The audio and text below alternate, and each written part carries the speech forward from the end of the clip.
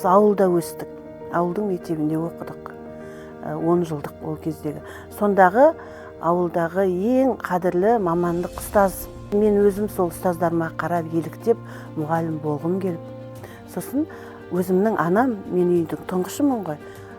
Мен осыны кілең айтам. Маған айтатын, ауылда клубқа киноға барғанда бір мұғалім туралы кино болыпты. Сонда бір қазақ қыз мұғалім болған ғой. Сон менің Гүлназиям өскенде осындай мұғалім болса екен деп армандаған. Соны айтатын тұғын. Сонымен мен мұғалімдік мамандықты қаладым. Өзім жақсы көрдім. Менің басты мақсатым ұстаздық болғаннан кейін осы алдымыздағы шәкірттерге сапалы білім беруге, солардың келешегіне, қабілетін ашуға, өз баламдай қарап, сол елдің балалары да осы алған білімін ертең өскенде кәдесіне жаратсын деген мақсат менікі. Сапалы білім беру. Қиыншылығы болады ғой.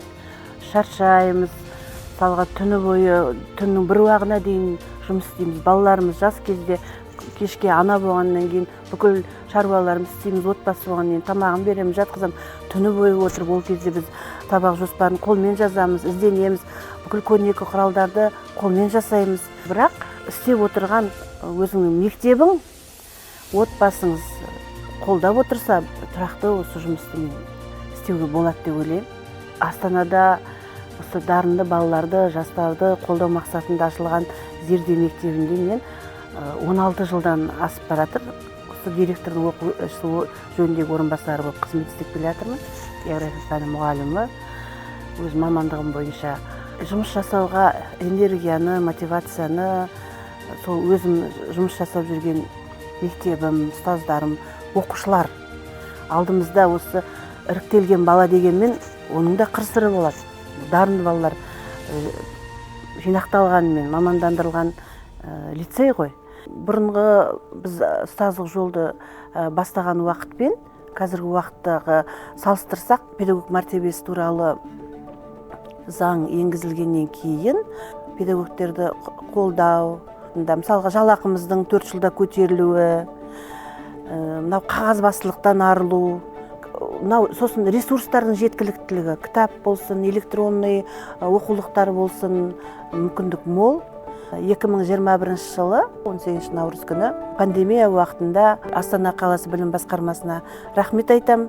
Мені осы нөмір 9 Зерде мектебінен осындай марапатқа ұсынып, осы педагог мәртебесі туралы заңның негізінде тағайындалған мемлекеттік марапат Қазақстан еңбек сіңірген ұстазы құрметті атағын алдым.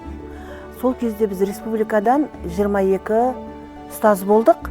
Астана қаласынан мен бірінші болып сол марапатқа ие болдым. Қуандым, қобалжыдым. Енді Астанаға келген кезде мен сол қаншама жинаған тәжірибемнің жетістігі 35 жыл дегенде мен 56 жасымда ең бірінші 2015 жылы Қазақстанның білім беру ісінің, Қазақстан Республикасының білім беру ісінің құрметті қызметкері деген марапатқа ие болдым. Кейінгі жастарға айтарым, мен кілең айтып жүрем. Бірінші осы мамандық таңдады ғой, мамандықтарыңызды адал, жауапкершілікпен жақсы көріңіздер. Жұмыстарыңызды адал істеңіздер. Еңбекқор болыңыздар, уақытпен санаспау керек ұстаз.